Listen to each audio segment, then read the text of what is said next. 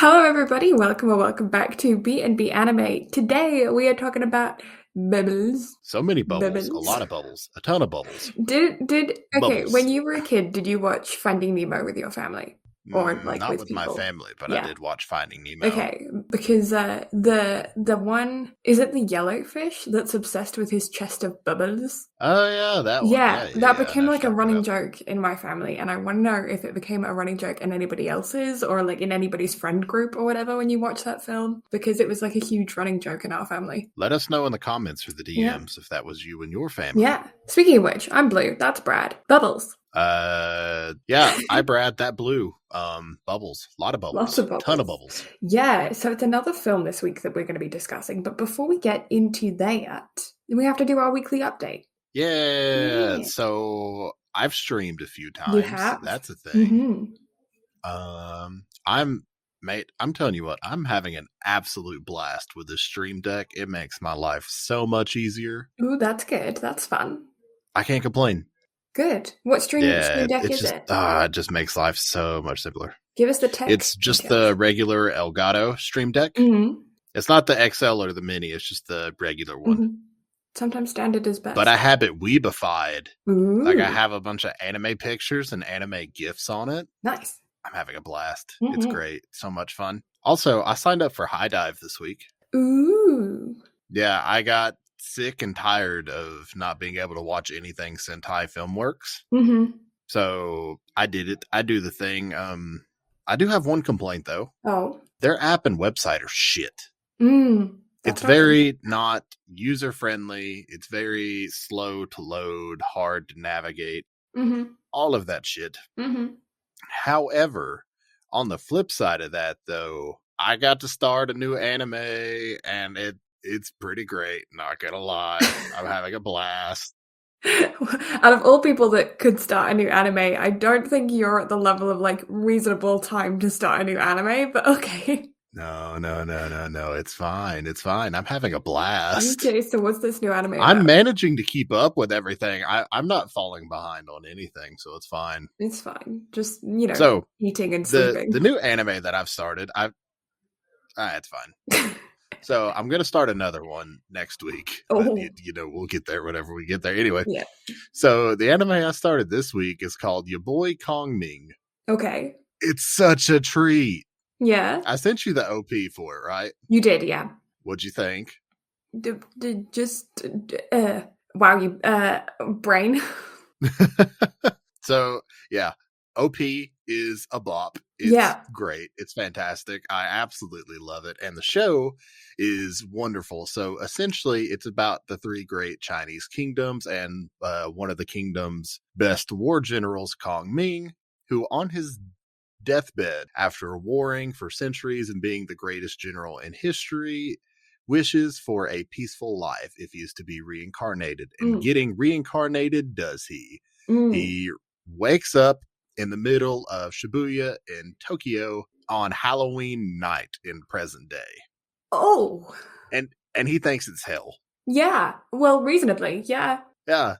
So he stumbles around. He gets caught up with a couple of dudes who recognize him, although they think he's cosplaying. And they're like, yo, Kongming, come on, let's go hang out. Mm-hmm. And they take him to a club and he hears an artist singing and it touches his soul. He is so enamored with the girl singing that touches his soul that he is just absolutely taken in. And he's like, you know what? I will serve you. Just tell me what you want to accomplish and I will do it. And it's so much fun. Mm-hmm. We've got to get through 6 more episodes and then we're covering it. So mark it down. In 6 weeks, we're covering Ya Boy Kongming and I'm so fucking excited. It sounds fun. Okay, I'm in. I'm down. Oh, you're going to love it. It's between that and Spy Family. That's like my 2 biggest front runners for anime of the season. Wow. Although I say that, Kaguya-sama came out with a fucking banger this week. Good to know.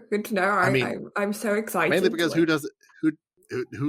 doesn't love Chica just shouting motherfucker? It's just, you sent me that on Discord and I was like, nice. I was dying. Plus, it got a special ED. So not only did we get a rap episode in Ya Boy Kongming this week, but we got a rap episode in Kaguya-sama as well the same week. And I was like, wow, this is a great synchronicity. Like, I never would have expected that. But also, rap isn't really like portrayed that much in anime. So it was interesting to be able to see that. Yeah, and there's like a huge subculture of like rap music coming out of Japan. Yeah. So it was really awesome. I mean, for one, because we all know that I'm a huge fan of J-pop at this point. Mm-hmm. But to actually sit down and listen to Japanese rap music, I was like, damn. Mm-hmm. Like, I love how everything flows in Japanese. Mm-hmm. So it was pretty cool. But also, I was watching this week's episode of Ya Boy Kongming, and I was like, damn, I'm watching 8 Mile. Holy shit. I saw I think it was a TikTok, to be honest, this week, of sign language interpreter sign language rapping Eminem's Rap God whilst he was performing. Oh my God. She was incredible. That poor interpreter. I mean, she was doing her thing, you know. Yeah. She looked like she'd have to be, but my God. I don't understand sign language, so I can't tell you if she was doing a good job, but it looked good to me. I feel like I've seen that video before, and she's just like basically Naruto, like hand jutsuing. Yeah. Well, I do know, or at least I think I know. I really know very little about sign language, but I feel like somewhere in the recesses of my brain, I know that you're supposed to sign with the same attitude as the words that are said. Like if you're interpreting, so that people get the like the sarcasm or like the context or whatever, you know. Mm-hmm. So, but she had attitude, so I don't know. I thought she did well. I mean, Eminem's entire music catalog is nothing but attitude, so it makes sense. That's true. I mean, Eminem's great. Like, I'm a big fan of what Mr. Mathers puts out, so I get it. Mm. But his entire album is pretty much nothing but attitude. Mm-hmm. But yeah, so anyway, that's pretty much been my week. Just anime, so much anime.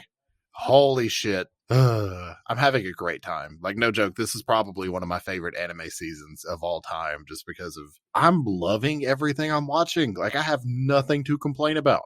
Awesome. Good. Like, no joke, whenever this season ends, I could probably, without hesitation, fill up 12 weeks of 12 different anime that I'm just having a great time with that we can cover on the podcast to stay relevant. So yeah, I'm having a blast. Good. I'm glad you are. Yeah, so how was your week? What have you gotten up to?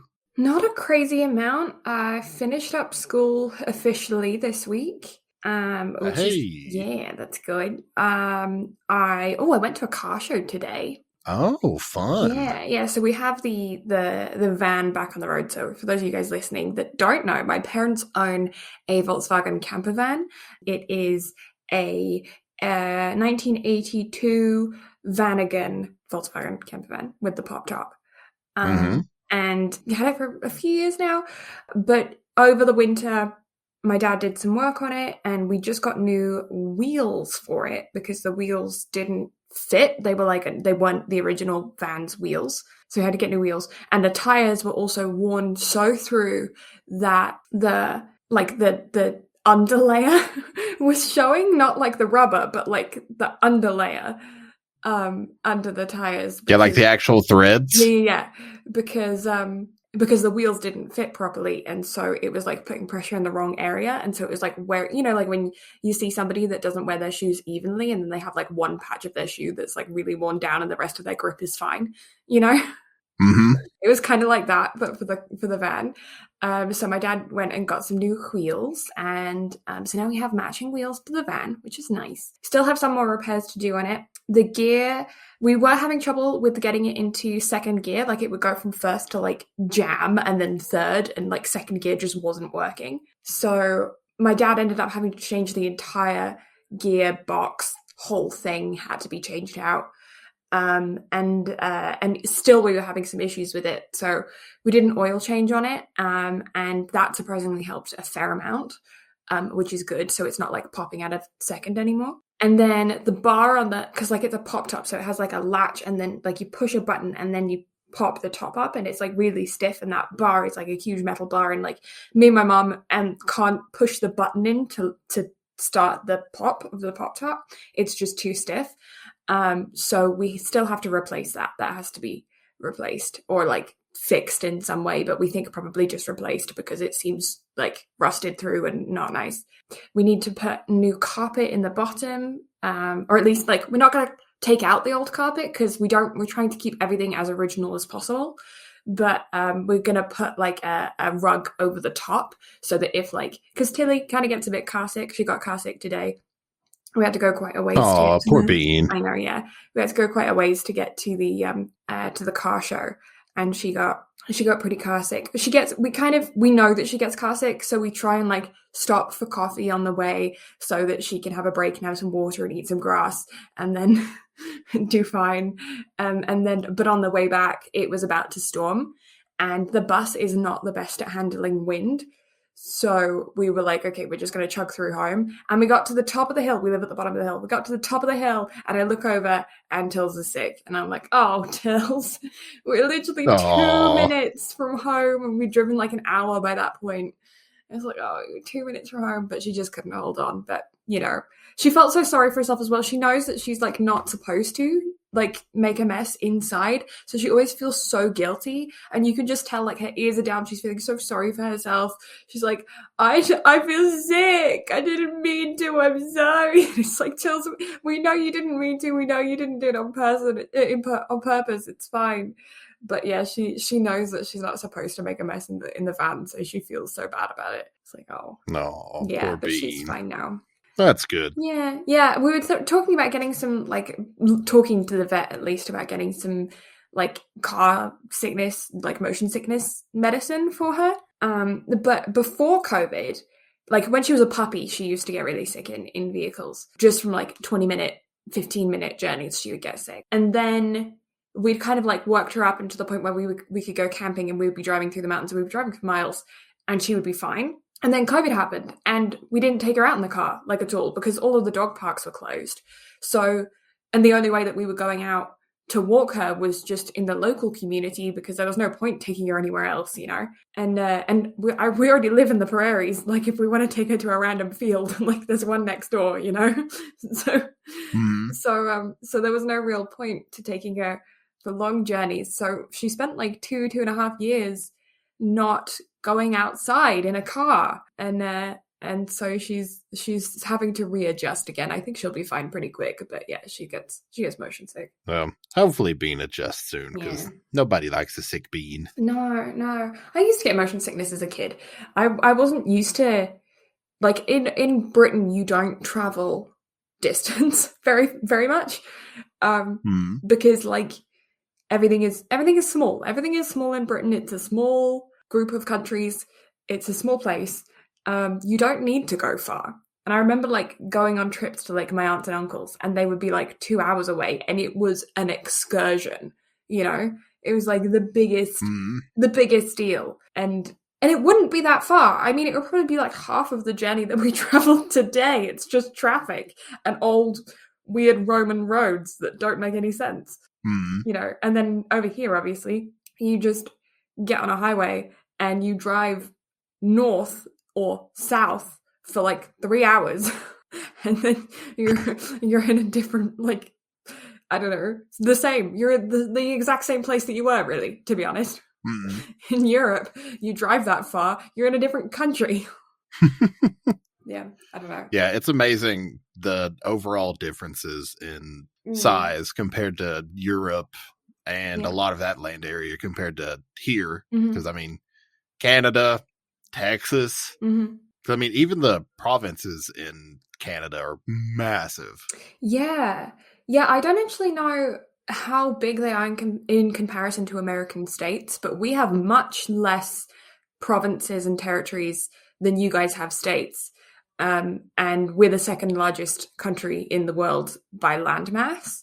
So our provinces must be like 4 of your states on average, right? I should think around I think landmass wise, you've got Russia, Canada, the US. Is it the US third, or is it like China? I'm going to Google it. I don't think China, landmass wise, is that big. Largest country. China by landmass. Oh, look at that. And then United States runs up 4. Something like that. You get 4th. You're just off the podium. That's fine. And then Brazil. I could see that. And then Australia, India, Argentina, Kazakhstan, and Algeria, based on this list that I just quickly Googled. If that's wrong, don't blame me, blame Google. It was the top link. I love how Russia has like almost double the landmass of the second largest country. Yeah, Russia's huge. But then, I mean, like both Russia and Canada have a lot of land that isn't exactly habitable. Yeah. I mean, it is, but it isn't like just a frozen wasteland. Yeah. And then we also have like dots of land. Like there's like islands that are up north, and then they're not really like in the winter, they're all connected by a big ice sheet. But if you take away the ice sheet, then they're just islands and it's just scattered. Yeah. Mm-hmm. But yeah. Scattered everywhere. Yeah. Mom and I were joking earlier about, because I think my mom says at least that the sniper with the longest range, like the longest shot on record or whatever, is a Canadian. I think. I don't know. That's a theory. But we were joking about the fact that he was probably from Saskatchewan, which is the province one over for me, because it's like the flattest of the prairies. So he probably just lived like up north of the prairie and then saw a deer all the way down south and was like, there you go. I can see it clear. Shoots right across the province. Because there's like nothing in Saskatchewan. Let's see here. Yeah, the longest recorded sniper kill in history was done by a Canadian. There you go. And it is 3,540 meters. I can't even like conceptualize how long that is. Like I can't picture it. You know an American football field? Yeah. Pretty much almost 39 of those. End on end. Nice. That's crazy. Dude. I'm trying to that's well over a mile. Yeah. In American units, if that makes sense. Well, England uses miles. In fact, I think that's almost 2 miles. Yeah. So almost 2 miles. It's that far. So holy shit. Yeah. That's a lot. That's very far. Yeah, that's nuts. I can't even see that far with my glasses on. I can't see far at all, even with my contacts in, because I'm a blind bitch. Yeah, I can't read the book that's across the room from me without glasses on. I can read the manga that's over here beside me. What is this bit turned into? I have the High School Musical "Always There Beside Me" tune going through my head now. I mean, but it's just you and a manga. Since my recording, I mean, I've got several manga over here because since my recording booth setup is like right beside my bookshelf, I'm sitting here, I'm looking at Dr. Stone, Your Name, Orange, 23 volumes of Demon Slayer, all the volumes of Your Name, Orange. That's all I can see without moving my head over to look at the rest of the shelf. Nice. But you know what else I could see today? What? Bubbles. Bubbles. Yeah. Let's bubble into it. Yeah. Honestly, what's wrong with us today? This recording is crazy. I don't know. I had an energy drink before stream, so maybe I'm still just running off of that because I'm not as tired as I typically am whenever we sit down to record these late. I am extremely tired. I had a nap, then I woke up, realized that I was running a bit behind, panicked, messaged you, and then now we're here. So did you wait till today to watch this like I did? Yeah, I did. Yeah. You had to work today, got off, came home, and I was like, all right, time to watch Bubble. Yeah, in my head it's Bubbles, but it's just singular. Yeah, it's just Bubble. Just Bubble. Just Bubble. And Bubble is available on Netflix. They have the streaming rights for it. Yes. Bubble was directed by Tetsuro Araki. It was made by Wit Studio. And for those who are unfamiliar with Wit Studio, that's the studio that did the good 3 seasons of Attack on Titan, not the final season / 3 seasons. I'm still pissed. I'm still so fucking pissed. Mappa. Anyway. So it was released on Netflix on April 28th of 2022. It had a theatrical run beginning, or it's going to be beginning on May 13th, which is interesting considering it's on Netflix. So I'm curious as to why they're giving it a theatrical release, unless they just want to make some money, I guess. Yeah, I mean, I guess it could just be exposure. I feel like Netflix kind of buries a lot of stuff just because there is so much content on there. So if you're not already kind of in the anime circle, you probably won't know about this. And even if you are in the anime circle, it might not be one of the ones that's like top of your radar right now. And a lot of people just go to the movies just to see what's on. I mean, yeah, maybe, but also I've seen like paid advertisements for it on TikTok and whatnot. So obviously Netflix is promoting it in some way, shape, form, or fashion. Yeah, well, it's produced by Warner Brothers Japan, which was also very weird to open an anime movie and then get the Warner Brothers logo. That was a very bizarre experience. Yeah,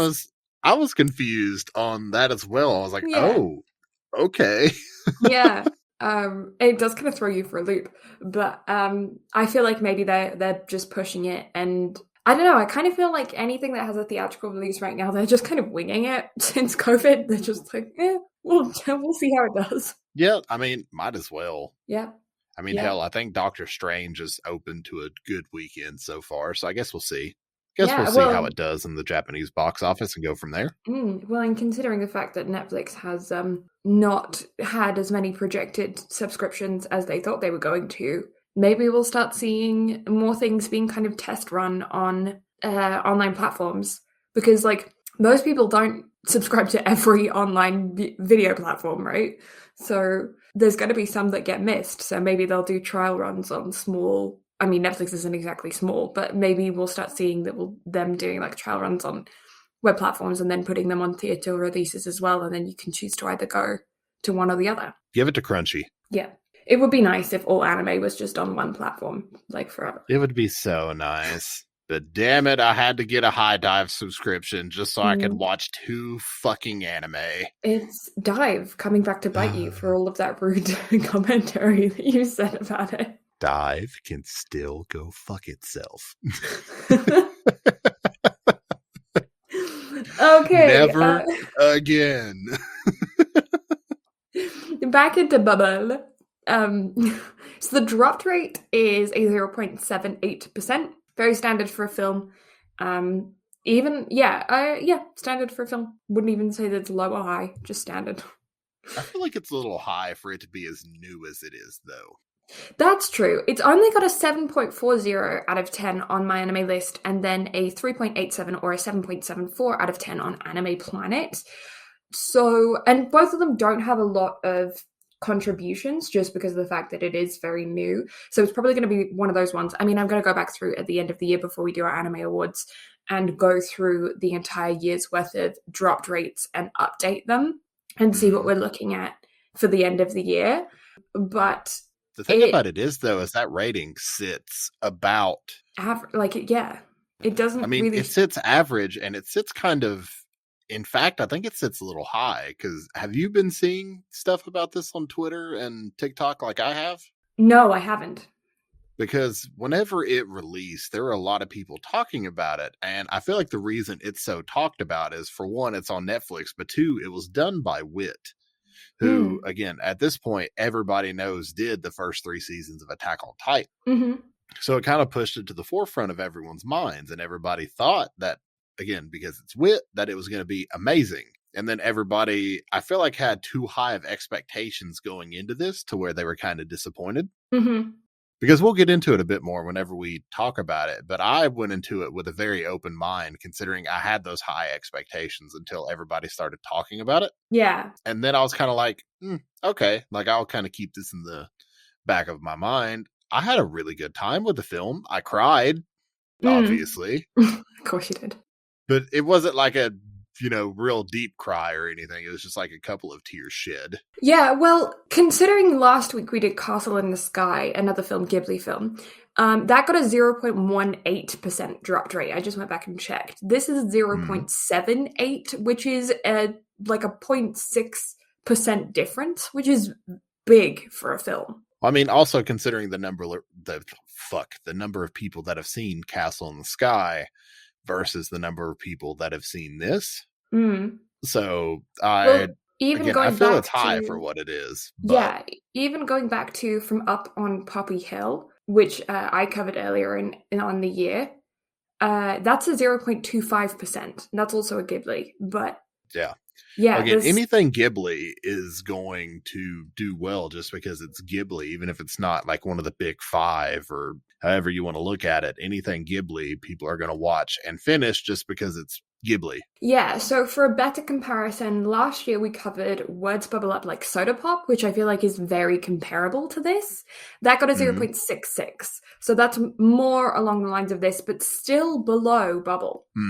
So Bubble has, looking back, it has a fairly high drop rate for a film. So did you enjoy this or Words Bubble Up Like Soda Pop more? Oh, that's a difficult question. This aesthetically is better.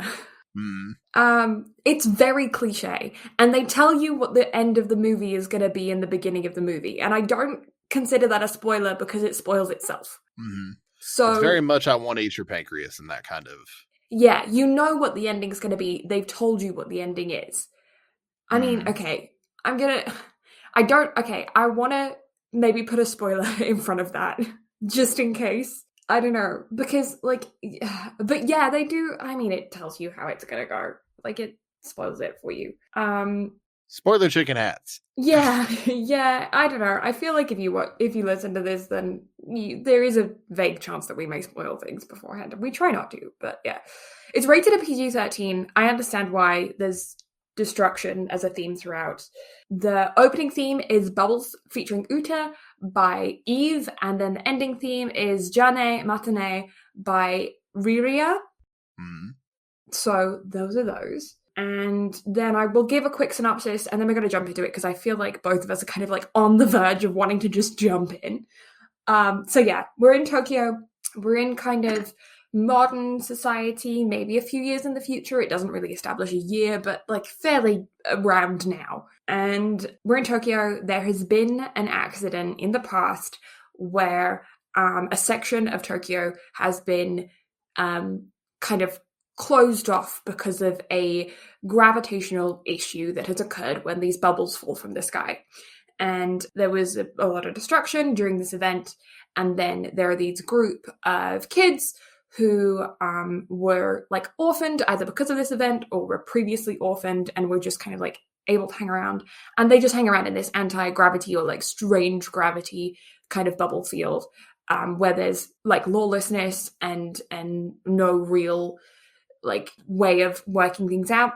And they're kind of being monitored by this couple of scientists who are studying the bubbles and all of that kind of stuff. And they're inside this one giant bubble dome thing. And then they come across a girl who they then go on various adventures with to about these bubbles. It's all about these bubbles and this anti-gravity field thing.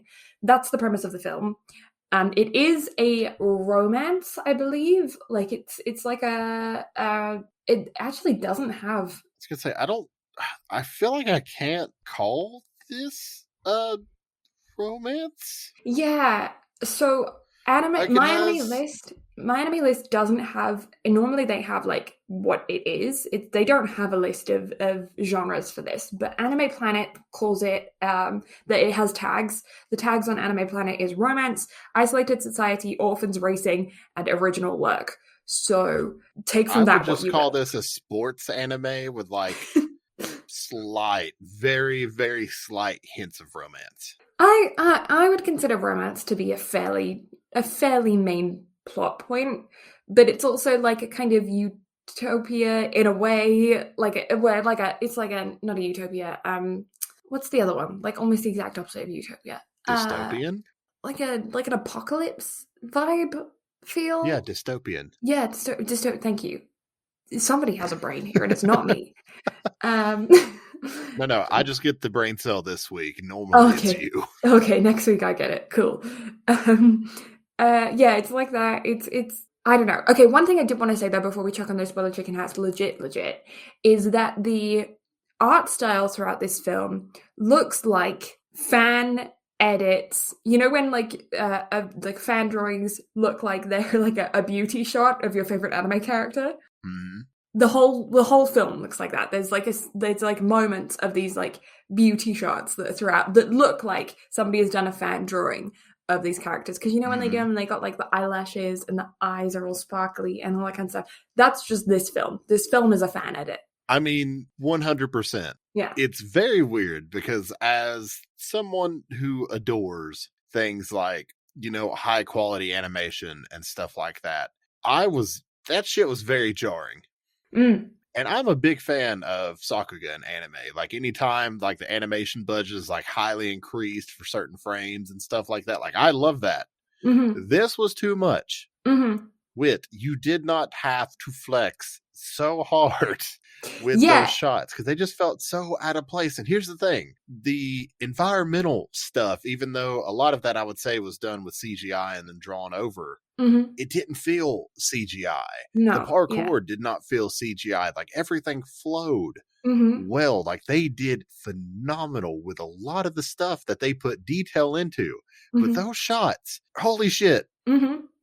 Yeah, and I do feel like there was some moments where there was so much detail in one section of the shot that another section of the shot looked plain. And you can kind of get away with that for short shots, you know, for it's like only a moment where you're supposed to be, your eye is drawn to one specific area and then it flicks to another shot. But they were lingering on those shots for a while, and it gave you time to look at the focal point and then for your eye to travel. And when your eye travels, you are then drawn out of it because then you notice the dramatic difference between the focal point that they're trying to draw your eye to and the rest of the frame. And so there are moments where you're conscious of the fact that they have stepped up the animation budget here and like have gone into detail work. And as I was watching it, I was going, that's a fan edit shot. That's a fan edit shot, because they looked like you went on like the fan Wikipedia page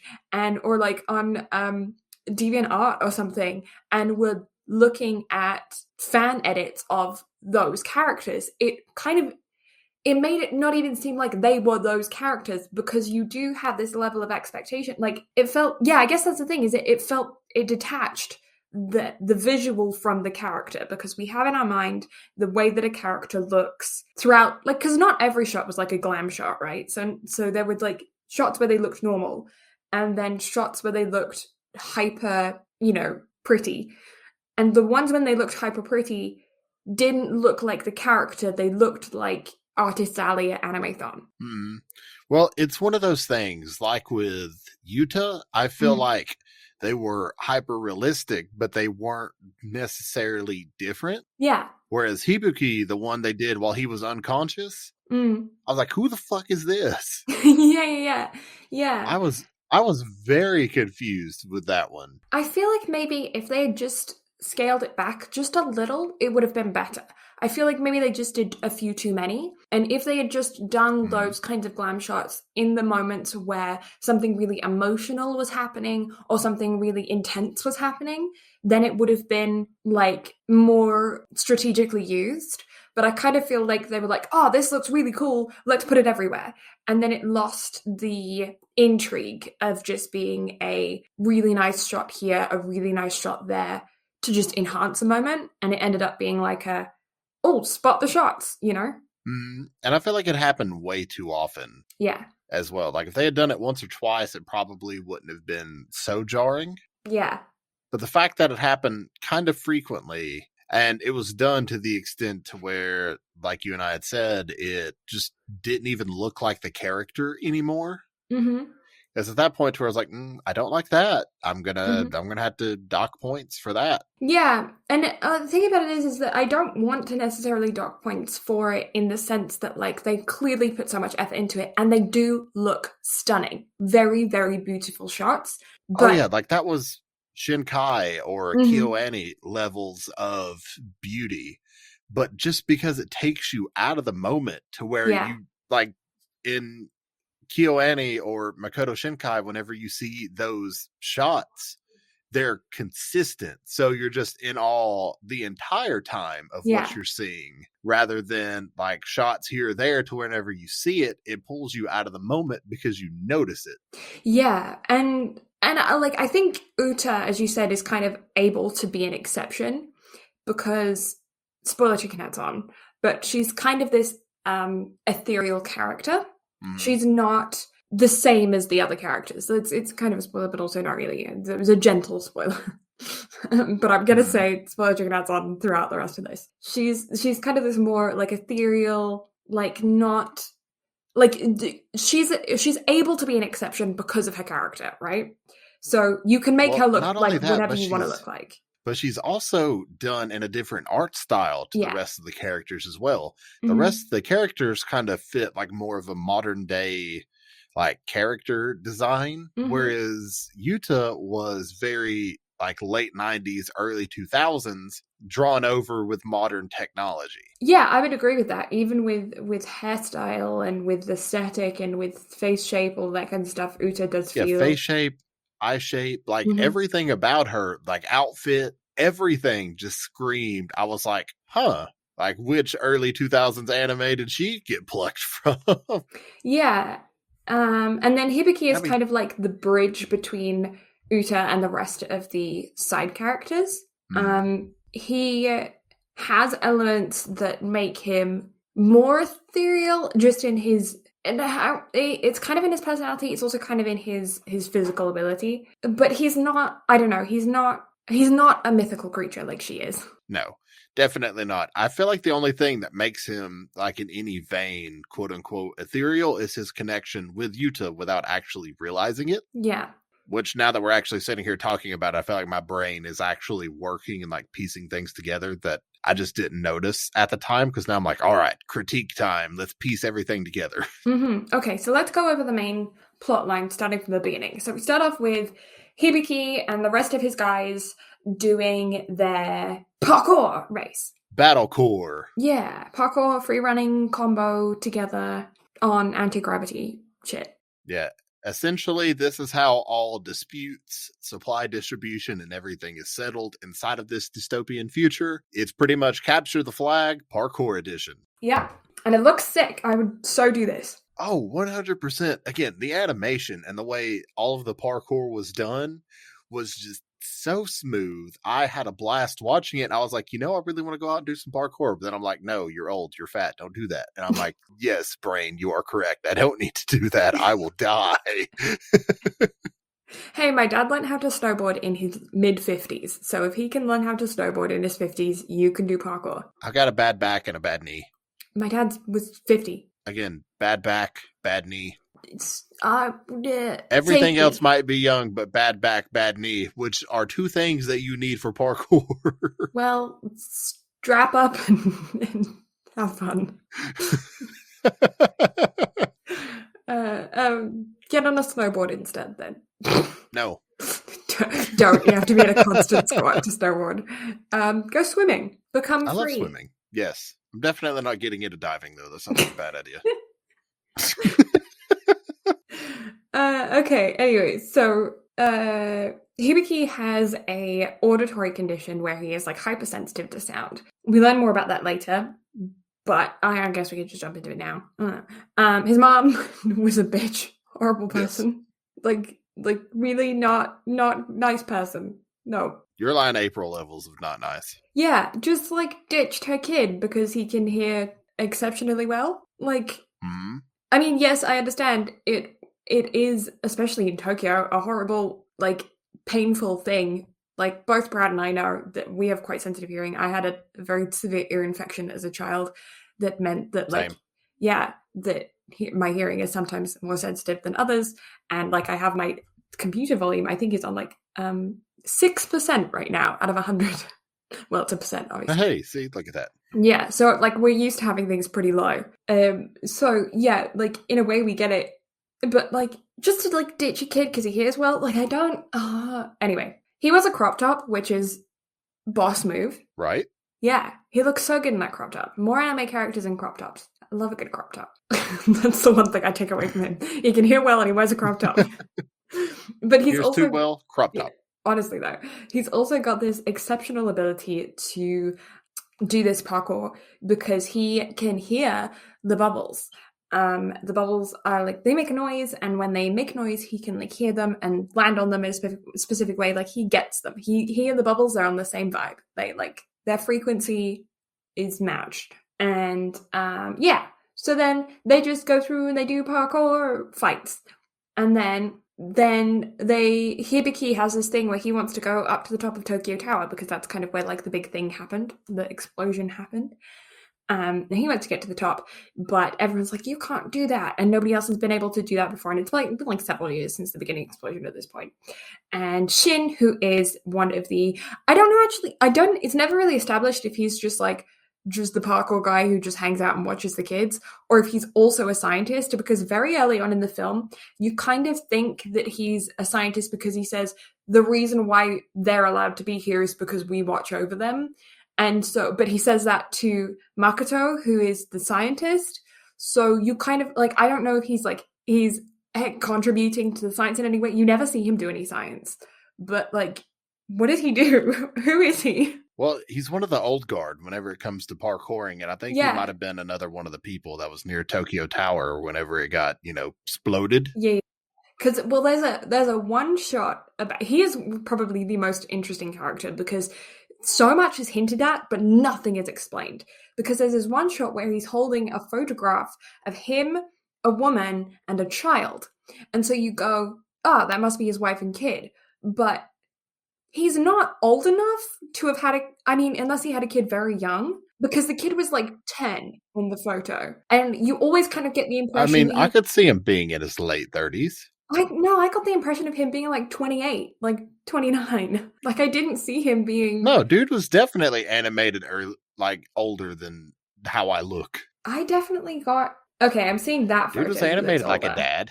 Yeah, dude's animated like a dad. Yeah, but I don't know. Okay, maybe he is older, but maybe it's just because he's got like a young energy. I put him at like late 20s, early 30s, but whatever. Either way, he could have had a kid at like 20. I don't know. I don't know what he does. But anyway, but then it's like 5 years from then on afterwards as well. So maybe he's like 35. If he had a kid at 20, the kid was 10. Anything's possible. 5 minutes later, 5 minutes later, he's 35. Maybe, I don't know. But I still don't really get what his job is there. Like he just like hangs around. I don't know. I feel like he's just there to watch out for he's just there to watch after the parkour people. But the conversation he had at the beginning sounded like he had permission from some kind of government entity to watch over the kids. But no government would be like, okay, fine. I don't get that. We're going to let one person that does parkour watch over an entire city chunk.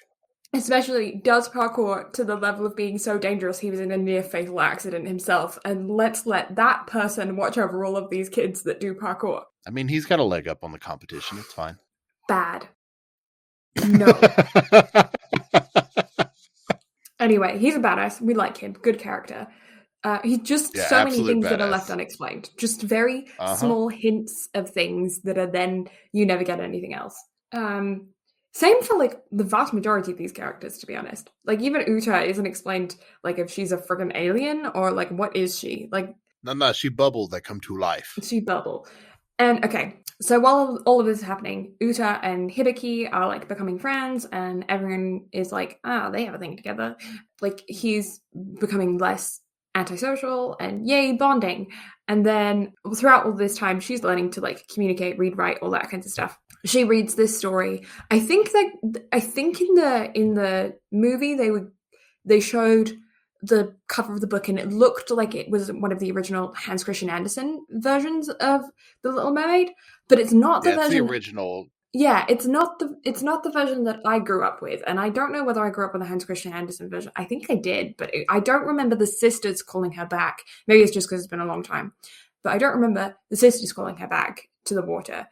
I do remember her turning into white horses. They call them, she turns into bubbles here. She turns into the white horses. That's what I would say. Do you call them white horses? What do you call them? Call what? The wave tips of an ocean, where it goes white and frothy. I don't know. Suds? Okay, we call them white horses in England because they look like, you know, like like horses that are standing up on their hind legs and they're like rearing. Yeah, the wave when it like goes forward, it looks like a row of white horses that are like going to shore. Frosted tips, got it. Anyway, she turns into the white horses. That's how I always remembered it, is she turned into... But yeah, bubbles. Basically, she turns into bubbles. And then, so like halfway through the film, you get this. And then you're like, okay, well, Uta's made of bubbles. We've known this since we met her with her bubbly finger. So, and she literally called him the prince and called herself the Little Mermaid.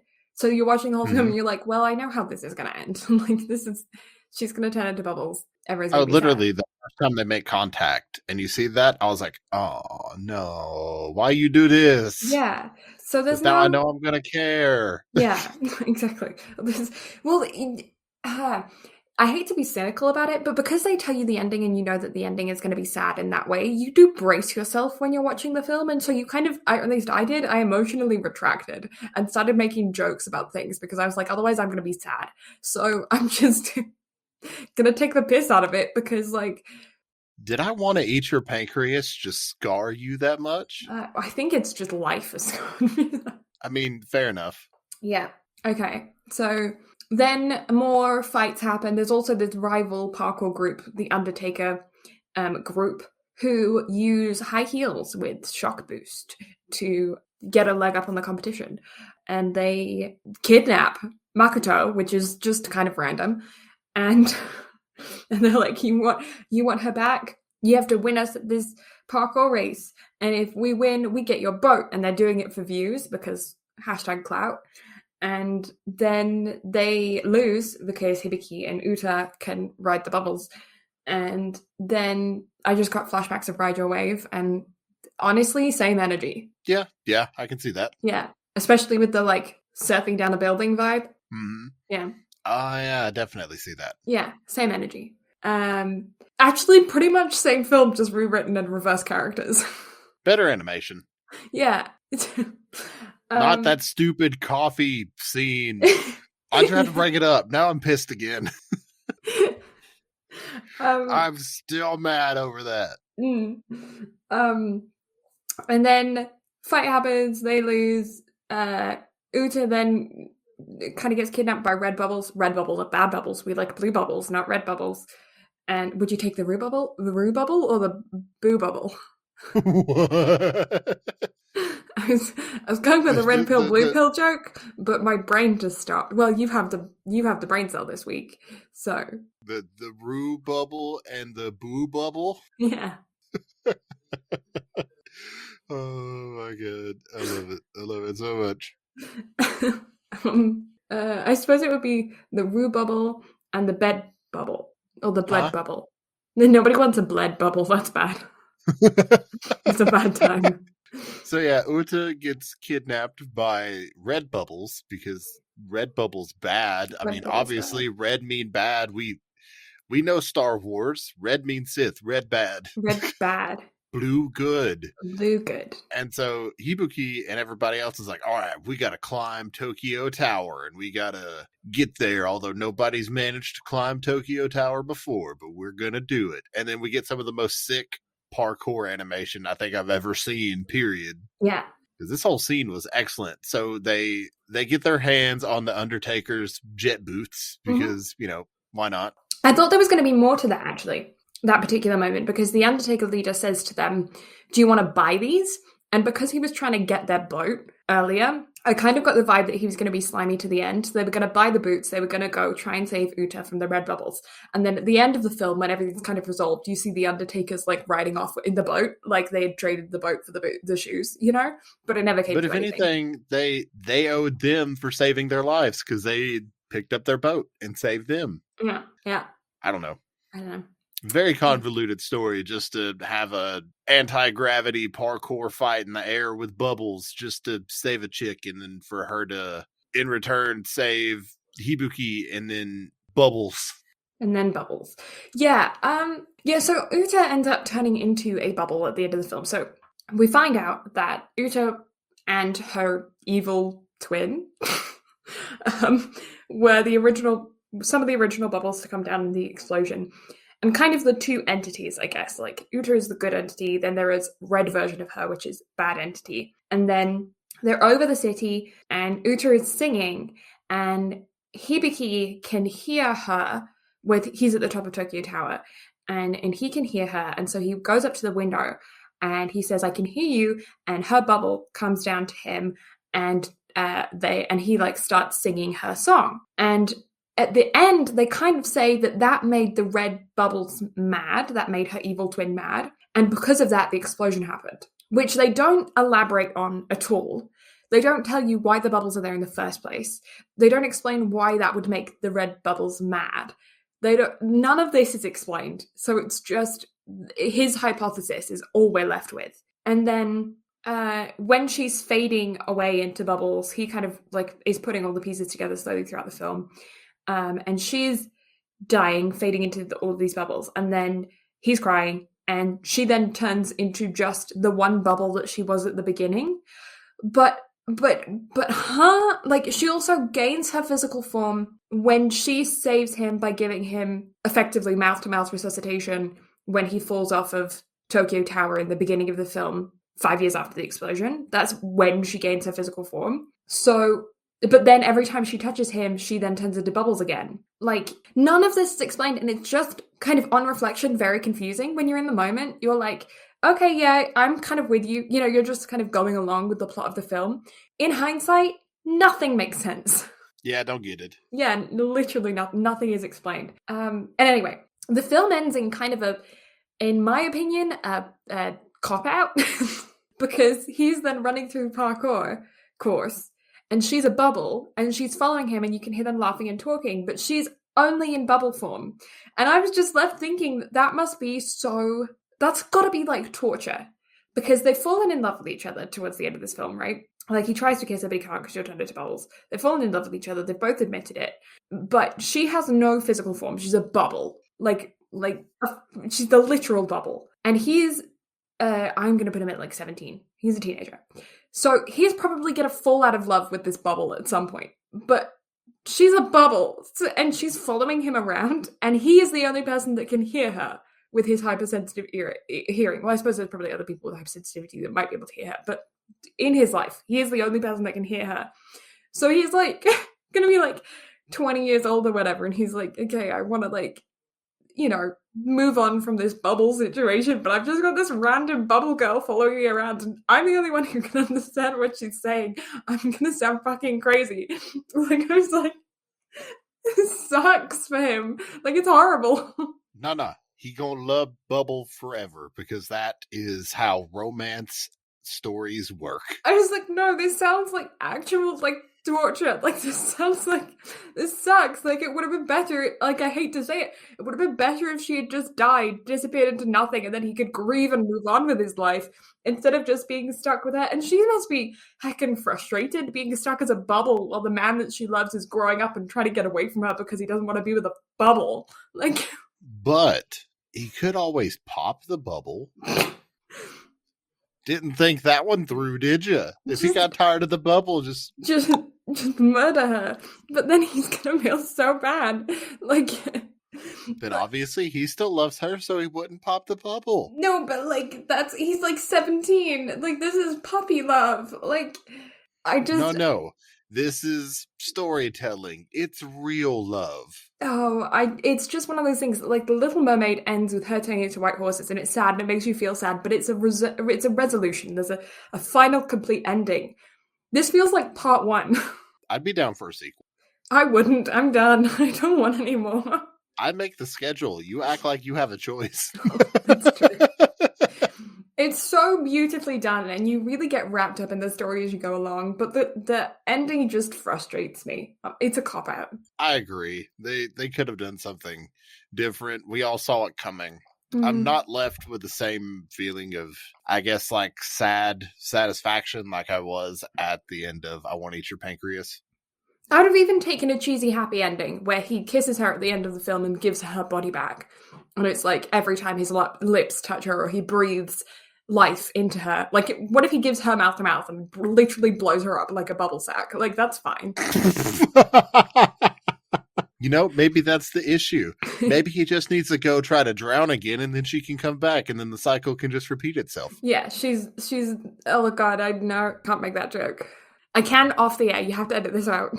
Okay. I just made a terrible joke, and you guys are never going to be able to hear it. Damn! What kind of joke was that? What the hell? It was a bad one. That's what it was. Oh God! To be honest, though, if you're an adult and you're looking at the concept of the film, I don't think it would take too many jumps for you to get to the same joke.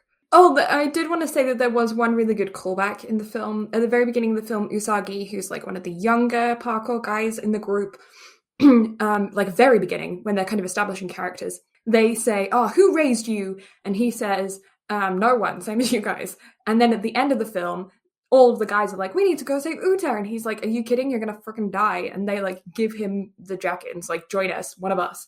And he gets peer pressured into it. And he goes, "Are you kidding? Who raised you guys?" And it's a good callback, like from the very beginning to the end of the film. Yeah, that's valid. Mm-hmm. That was good.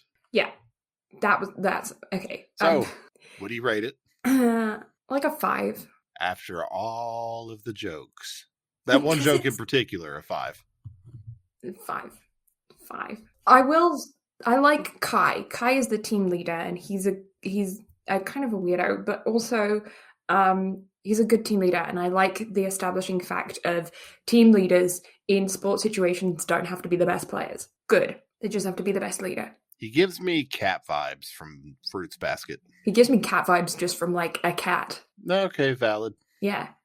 He's grumpy and then wants pets and then gets jealous and then wants more pets and then is grumpy again. He's just jealous because Makoto likes Hibuki and he's being left out because he has a crush on her and it's a really weird love triangle. Except that Makoto doesn't like Hibiki romantically. She's just fascinated by his hearing ability and she's all like science brain. That's fine. It's fine.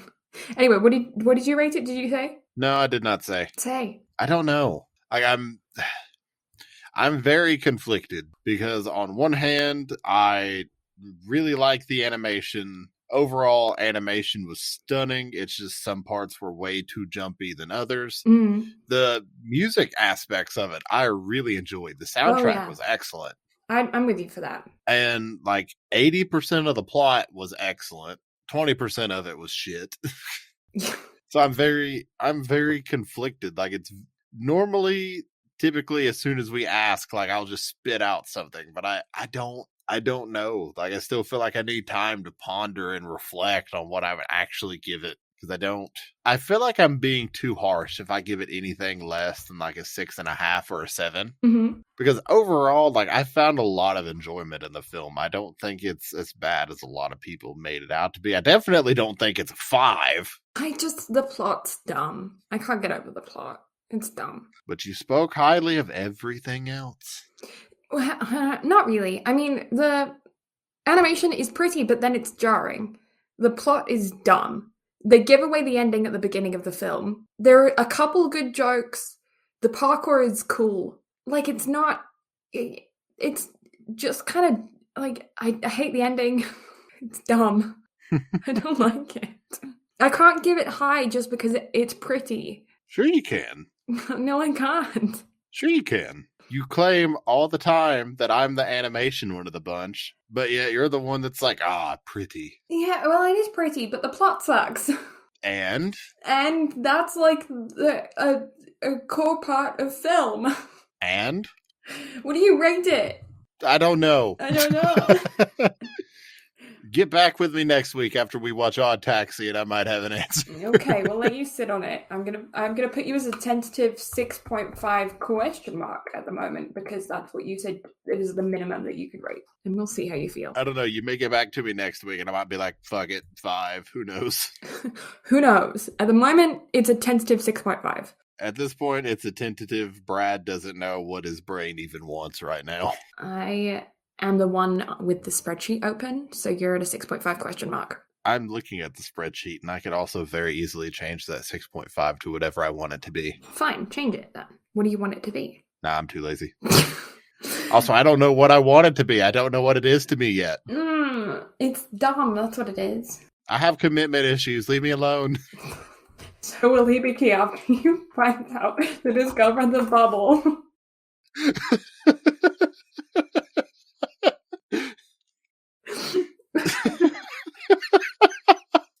I about made a joke. I'm not doing it because I'm going to forget to edit it out. All right.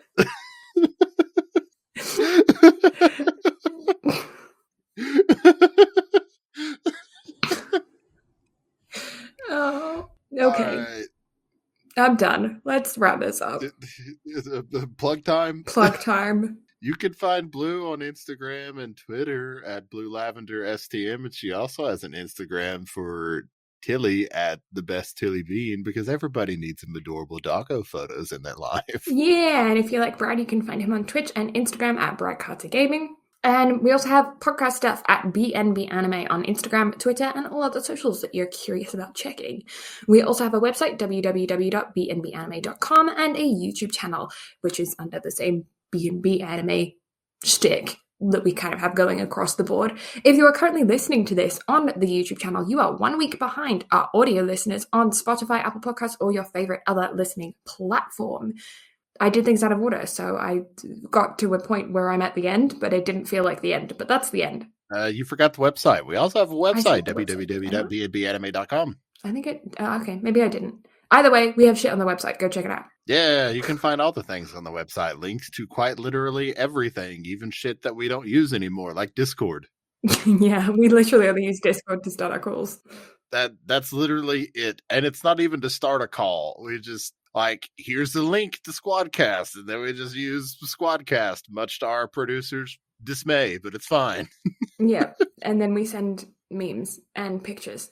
That's literally it. That's just our primary way of communication until it comes to actually having to speak. And then we're like, nah, how about no? Mm-hmm. Yep.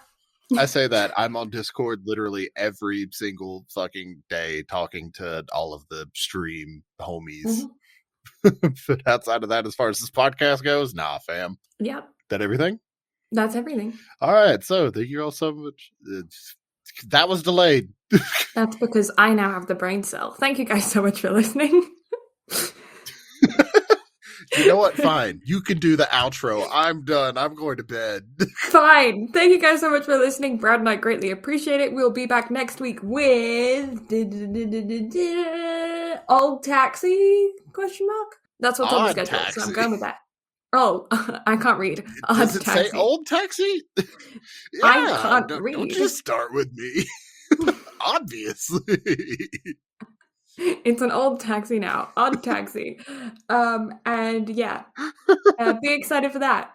If you want to watch it before we watch it, it's on Crunchyroll, because you know we're probably going to watch it the day before the podcast goes out. We'll see. Bye. Bye.